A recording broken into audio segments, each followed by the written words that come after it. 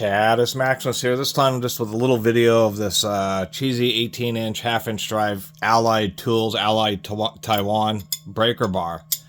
And in doing a couple things about Allied Tools. First, the ones that seem to have this kind of hollow font are the slightly newer and even lower grade ones than maybe ones from the 90s.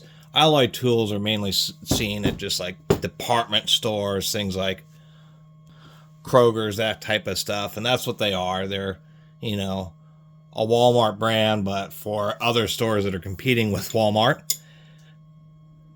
Not the worst, but not the best. It doesn't have chrome vanadium stamped on it, so very well may be just a carbon steel breaker bar.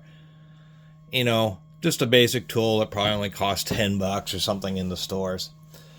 The reason this name exists, and after doing some research, Allied has been associated both with Mac tools before they were bought out, as well as Cornwell tools, because there are some stories about Mac Allied tools, which were just multiple tool brands that were allied together and then sold tools under the Mac name. And then when they split that off, the Allied related to Mac tools is what became Matco. But it's just kind of hard to find the history. But the Allied Tools tool name has been around for decades. It's just that they've been butchered over the years. And so they still sell tools, I guess, thinking that they're some kind of respected brand name. Other than that, not a particularly heavy-duty fork. At least it does have a ball detent to keep it straight, to spin off a fastener. Exceptional protrusion in that detent ball. That amount of protrusion is actually maybe just a bit too much. The reason being is because that's getting real close to the midpoint of the ball, which, you know, over enough cycles of this being used, it will damage the swaging there and the ball will end up popping out. Even something that has a pretty good ball detent like this Milwaukee still doesn't stick out quite as far, giving it better retention. So that's a little bit worrisome. This one obviously, I mean, has probably turned about 3 fasteners. There's just, you can see the surface on the anvil here just basically has no wear on it whatsoever. And the fact that it's pretty weak. I mean, if I can press that with my finger on a half-inch drive, it's not particularly strong.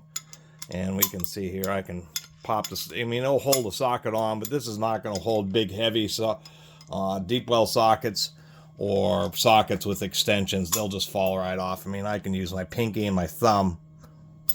Well, that was 2 fingers. There, I can use my pinky and my thumb to pop the socket off, so not super great.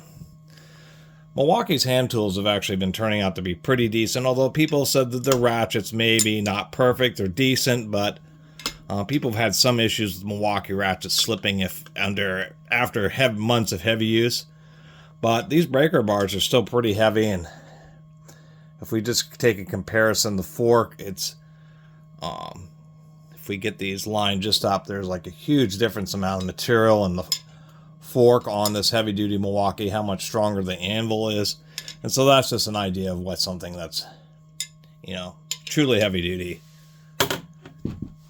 Other than that, not a lot else to say, besides I do like documenting these Allied tools every once in a while, just because they're part of tool history. And if you're going to have an Allied tool, might as well be a half-inch drive breaker bar. If you ever run into one of these, it might be worth just throwing in with as an alternative to the standard lug wrenches in your car with the appropriate size, you know, socket for your wheel lugs. Or maybe a junkyard tool set where you're not worried about standing on it and having it break or something like that. Other than that, not a lot else to say. Besides going back to my earlier point, almost even the cheap Chinese tools, if they're chrome vanadium steel, they usually stamp chrome vanadium steel. So it's possible that this is still CRV, and they just didn't stamp it, and that possibility does increase because it's Taiwanese, not Chinese, but nonetheless, it's a little curious that they did stamp that on there. Besides that, and the kind of funky, bit weak ball detent, not a lot else to say. Just wanted to document it. Anyway, thanks for watching.